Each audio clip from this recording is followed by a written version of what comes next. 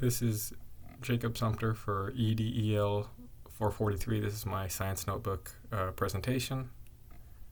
Let me open up slideshow so everything is full screen.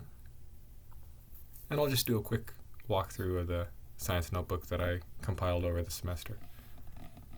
So, starting with Unit 1, Inquiry Science. We just kind of went through, I read the chapters, reflected on my notes, watched the related videos and also reflected on those. And then on any of the inquiry lessons that we taught, I also had the before and after reflections.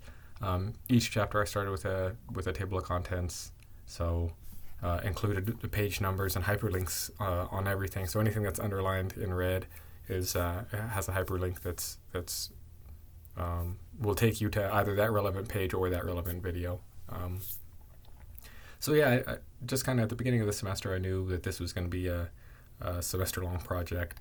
So I tried to stay current on it, take heed from what the professor said, and at the beginning of each week, I kind of looked at what there was to do, created the table of contents first because that kind of helped me keep everything in perspective and make sure that I'm not forgetting anything.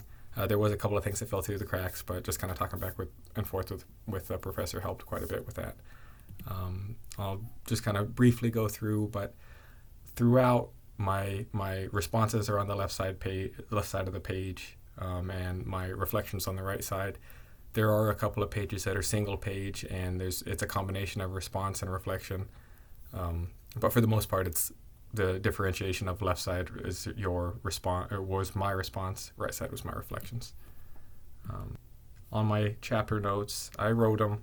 This was actually pretty convenient for me because I didn't have to do everything electronically or physically. I kind of could mix the two. So this was a Google template that I found. I kind of like the layout, so I tried to run with that early.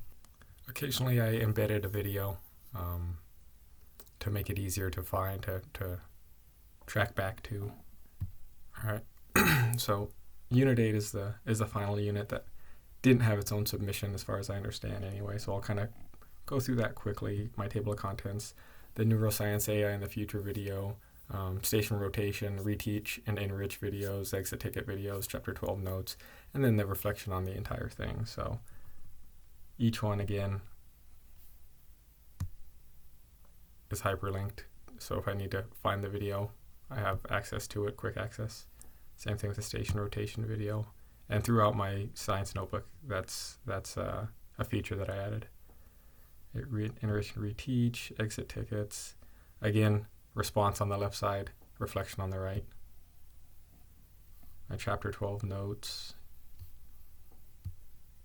Oh, real quick, get to my resources. So most of these, to be honest, I probably won't come back to this slideshow to revisit the resources. They're all added to my bookmarks, so I have an educational folder for bookmarks, and these are all things that I added to that. So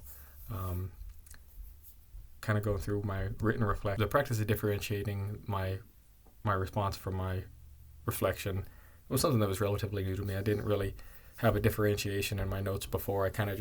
I would mark reflections with a star or some type of asterisk, some symbol that told me that this was not necessarily a response or a piece of notes that gives me information from the text. It's more the way that I expanded on it, or like I mentioned before, I hyperlinked all the videos, so I had an easy way to access any of the content that I wanted to revisit later on in the future. It was quick, it was easy, and I also had my original thoughts right next to it, so I could look at my response and my reflection and maybe see how I changed or see what I thought before and pick up on old thoughts. One of the biggest things that I've benefited from, I think, from this class was the realization of how AI tools can help us as teachers. I think before I didn't really give them much of a chance. I didn't have that much knowledge when it came to AI tools, and just kind of playing with them a little bit and seeing how advanced they are. I can see how big of a tool it's going to be for me, how big of a benefit using them will be for me in the future.